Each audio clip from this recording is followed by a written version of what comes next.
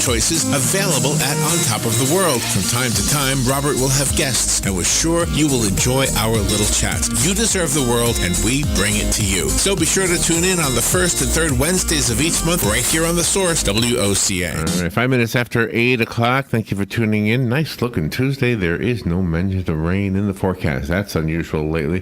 Galen, Unold is on the phone from LifeSouth Community Blood Center. We're going to talk about blood today, kind of at length. I got a question and an article, and there's even a joke in today's list of things to talk about. Good morning, Galen. How you doing? Hey, good morning, Larry, Robin. How are y'all? Good. Where are you today? I'm actually heading to Gainesville here in a little bit and haven't left the house quite yet. Oh, okay. Yeah, I have a whole bunch of stuff about blood donations because I don't know if you know what we're talking about today, but there was a story, a Lake County story, 17-year-old Leesburg High School student has spearheaded a blood drive, apparently, and so they're just giving accolades to this student, Jasmine. I guess that would be a young lady, right? Sounds like it, yeah. Yeah, Jasmine. So anyway, so she works with the JROTC, and she gets cadets and other students and teachers to donate. So she's made it her mission to donate blood. Awesome. Love it. Let's see. Absolutely love it. They're crediting her with influencing more than 700 blood donations. How about that? Oh, that's great. Yeah, it's, at a school at Leesburg, that's probably had 4 blood drives there, 3 or 4 blood drives there that year. Is that right? This year? Yeah. Yeah. Incredible, isn't it? So sometimes, I guess, when there's something in the news that'll motivate people to donate blood, it really shows on your bottom line. In this case, it was the Pulse attack. She was moved by the fact that people her own age, or not too far from her age, were shot and killed in that attack. So anyway. Yeah, absolutely. Well, I mean, if that's a smarter thing to do than to. That's going to have more of an impact than just sitting on social media and talking about what should be done and not really having any ideas. At least she went out and made a life-saving difference. Yeah. So that led me down a rabbit hole, and it's the rabbit hole that I wanted to talk to you about. The one thing I think you have single-handedly done in our community is you have elevated the person who is soliciting blood donations so that person is no longer viewed in the same way that a panhandler is viewed, which I never can imagine that actually being the case. Mm-mm. But the reason I say that is because on the website Quora, Quora, I think I've brought them up with you before. If you don't know what Quora is, for everybody, it's a website where people ask questions, whatever, any question at all, something profound to something simple, something practical to something just crazy or stupid, and then other people will answer the question. So somebody posted this question: what is the best reply to somebody soliciting me as to be a blood donor? And one of the replies was, yeah, I know, they're going to tell you you'll save 3 lives. Tell them you saved 3 lives already. And I thought, wait a minute. And then they say, oh, you mean the passive-aggressive blood donor, bloodmobile person? And I thought, oh my gosh, passive-aggressive? What are they talking about? You're asking if you like to donate blood. That's all they're asking. So I found it interesting that you don't necessarily have the whole community on your side, and the poor people who stand outside the bus asking for hours and hours and hours every day after day after day. I mean, they must have to put up with some stuff, huh? Oh, absolutely. And I tell every new employee that this will be the hardest job you've ever had. I mean, you may have something that's mentally tougher or physically tougher. I'm getting really bad feedback, by the way, Larry. Does that help?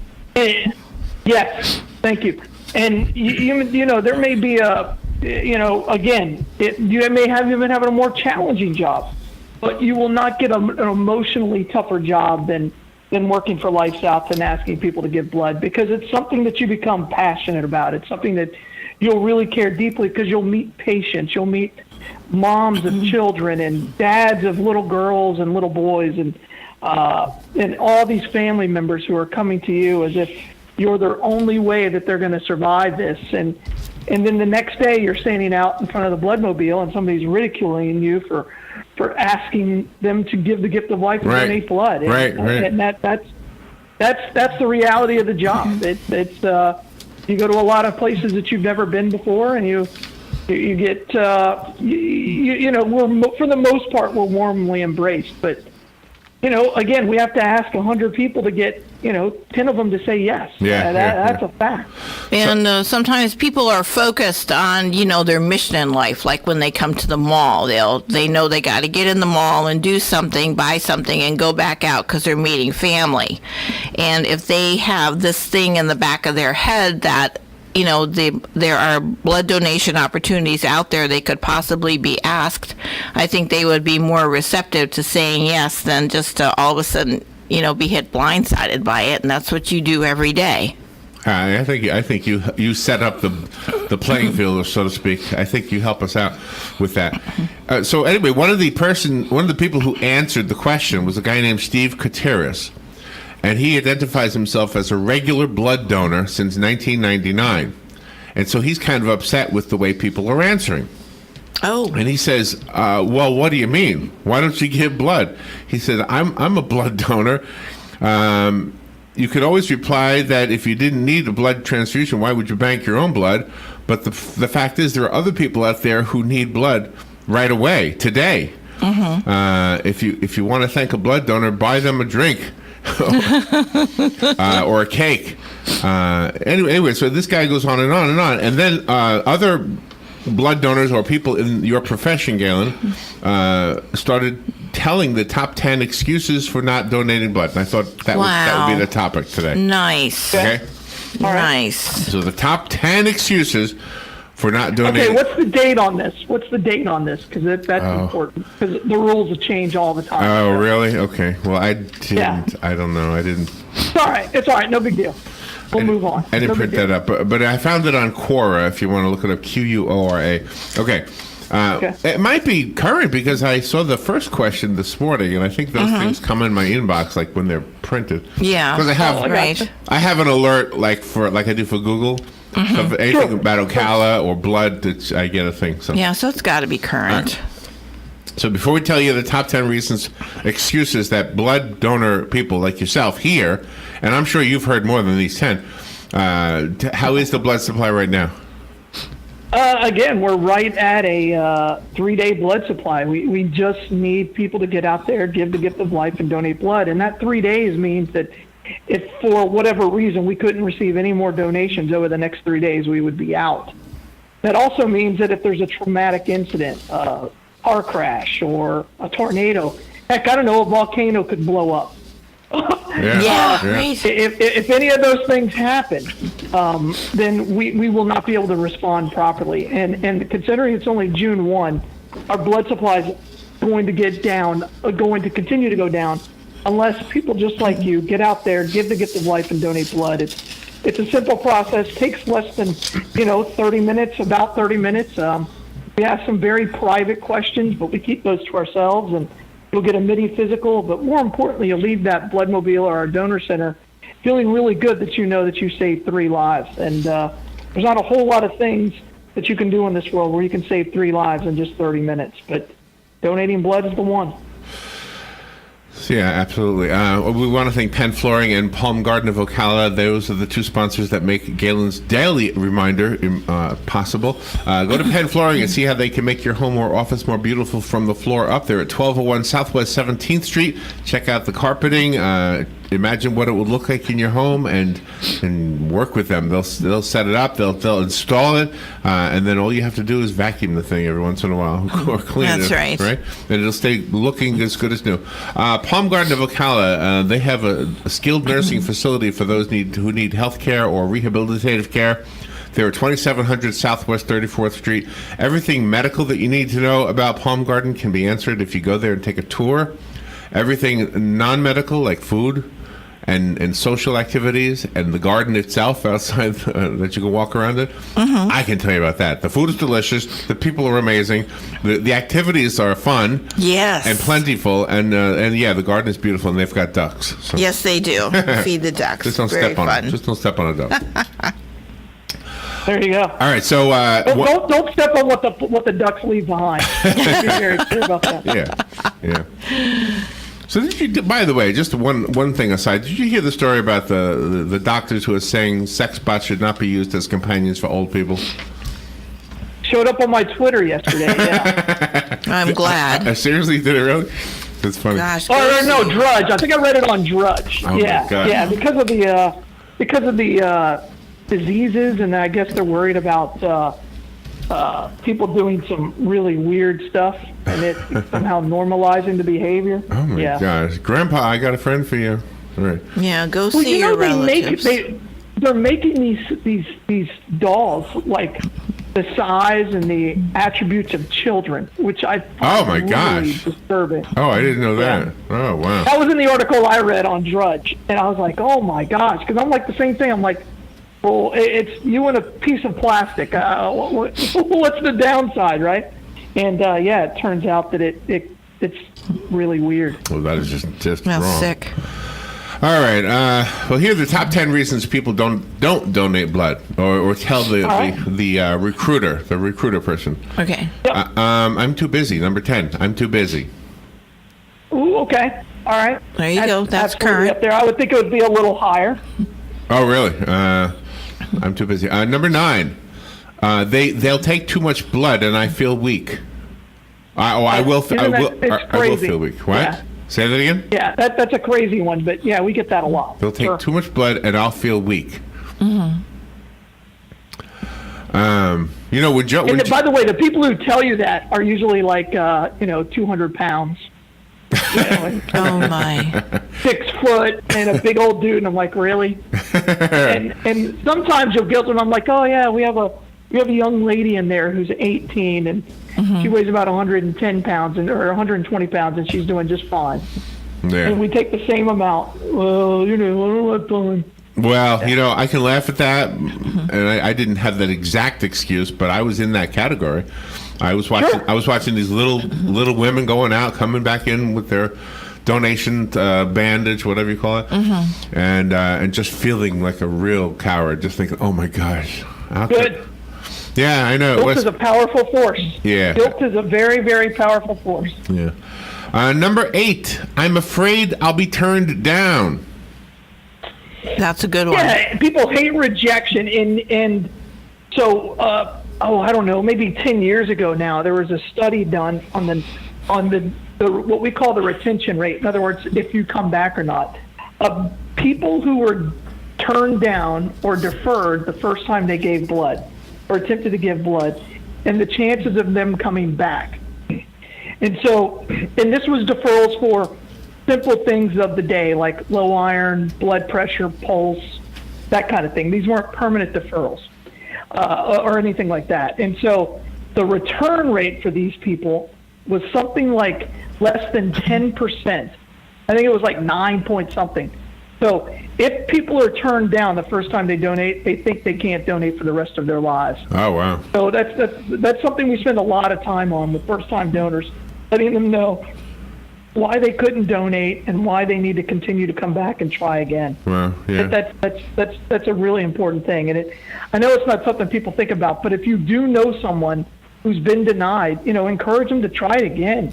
It's not a personal thing. It's a FDA thing. So. That very thing might have happened the day that Joe was out in the LifeSouth bus doing a remote broadcast about a week ago. Mm-hmm. There was a young lady outside the window here, and she had yellow high heel shoes on. Yeah, matching bag. And she was a model. Yellow purse. Yeah, she was modeling, and there was a photographer out there.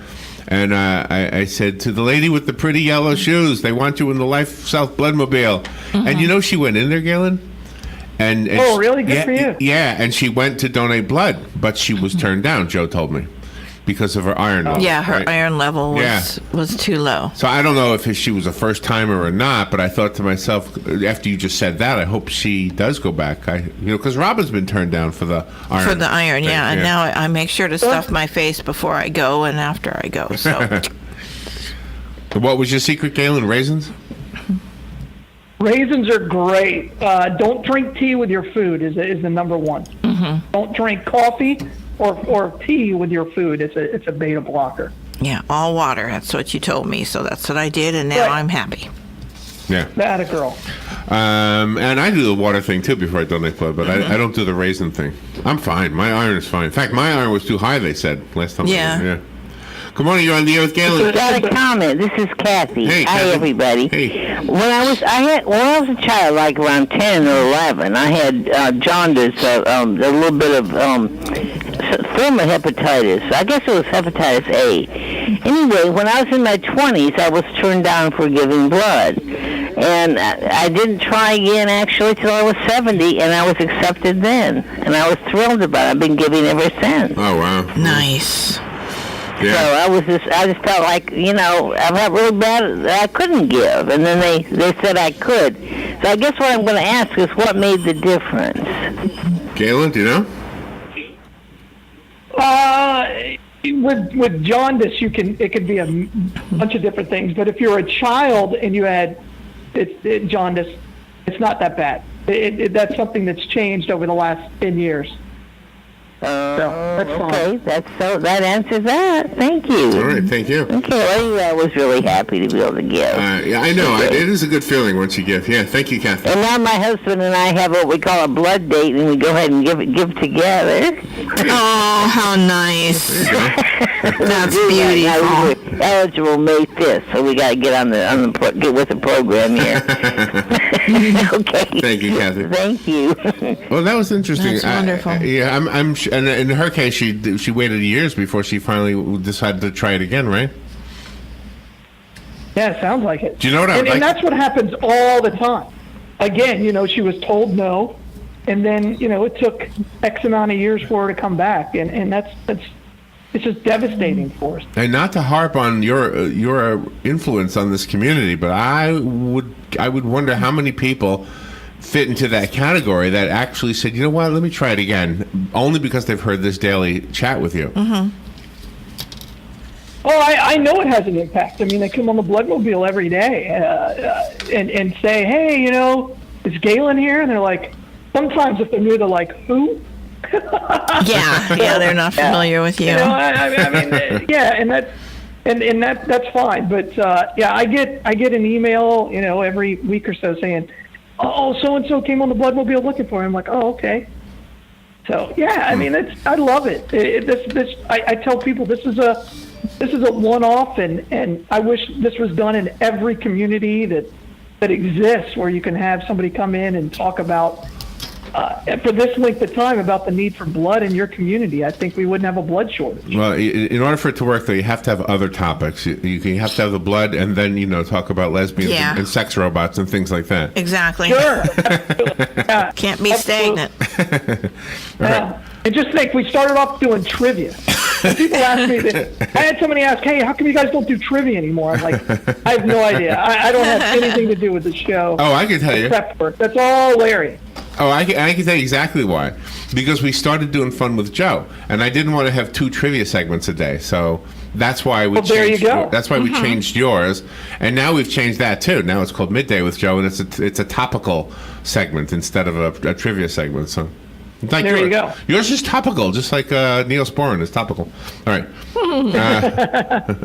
Number 7. My blood isn't rich enough. There you go. I've heard that. I mean, I hear low iron a lot. I don't know if they're putting that in the same group. I don't quite know what they mean by rich enough, but all right. By the way, our topic today on Midday with Joe is Mad Magazine. Yeah. I used to love Mad Magazine. Share it with you. Number 6 almost sounds like number 8, but it says, I don't have any spare blood to donate. That's number 6. Oh, there you go. Oh, yeah. All the time. All the time. Oh, I don't have enough. That's what I hear a lot. All right, number 5. This is one you can address. I'm afraid of catching a disease. Mm-hmm. Yeah, every time we think we're past this, you get somebody and they'll come up and say, "Oh, I don't want to catch a disease," and you're like, you would love for them to give you the opportunity to bring them in to the Bloodmobile and show them the bag and how it's, sealed. There's one donor per bag. We never use the same bag twice. That kind of thing, and it would completely change the way people look at it. But needles have a weird relationship in our society. They're looked at, whenever you think about needles, people instantly flinch. Right? It's a Pavlovian response. Because because needles deliver pain, right? I mean, that's what we relate them to. But they also save, billions of lives every year throughout the world. What is the reason why it doesn't hurt? I mean, it is an interesting thing. It's a needle, and it's getting pushed right into your skin. How come it doesn't hurt? Some people say it hurts, some people don't. But the truth is that you're not hitting any real nerves. Yeah. You know what I mean? It's so sharp, you're going directly through it, and so that you're not hitting any nerves. All right, number 4, as the excuses as to why somebody doesn't want to give blood, they wouldn't want my blood because of the illnesses I've had. There you go. That's where I hope that we can, again, all of these take further explanations, depending on the illness, just like what Kathy said when she was jaundice as a child. That's not a deferral. It just depends on what the disease is. If you've had chemotherapy in your life for cancer, then guess what? It is a deferral. So, I mean, all those are great, and you just have to get the opportunity to really discuss it with somebody. Most of the time, it's just an excuse. Let's be very clear. All right, the number 3 reason, I have a question based on this one. So the statement is, my blood type is not in demand, so therefore I don't want to donate blood. When you guys put up a sign, that says "O negative" in high demand, I'm wondering how many people say, "Oh, okay, that's not me. I'll just walk past it." Yeah. Right? A lot. And again, well, the truth is most people don't even know their blood type. Yeah. So there's no real reason to know what your blood type is, but I do get that quite a bit. I really do.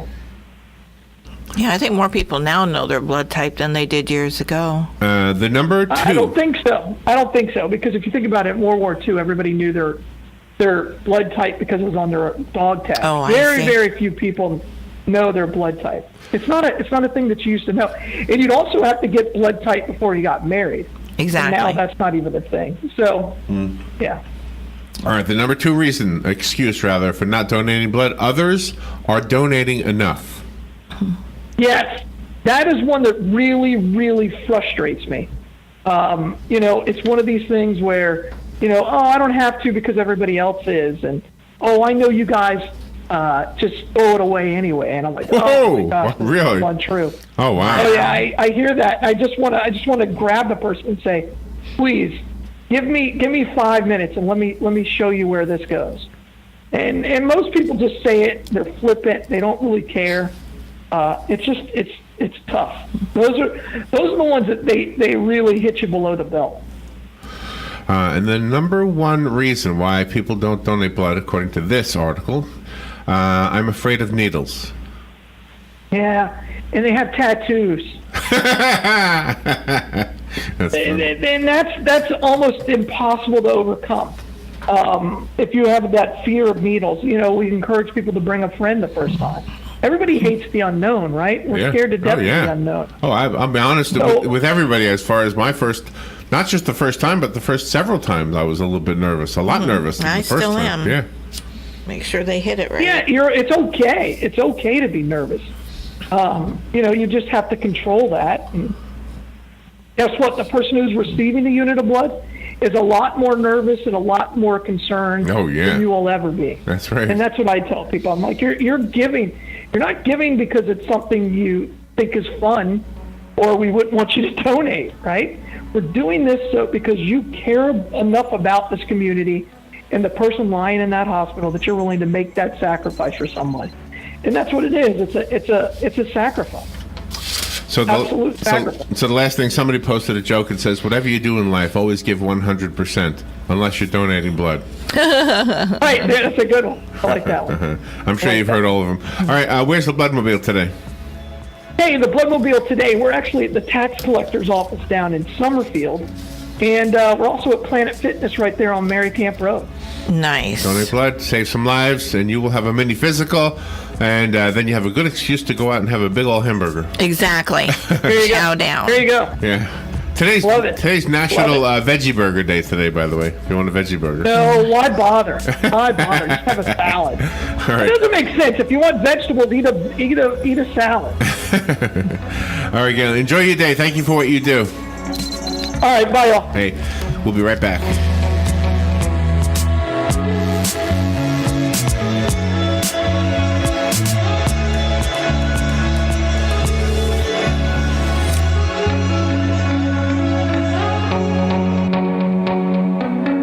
Broadcasting from the Paddock Mall Studios, this is WOCA, Ocala, Gainesville, The Villages, 1370 AM, 96.3 FM, The Source.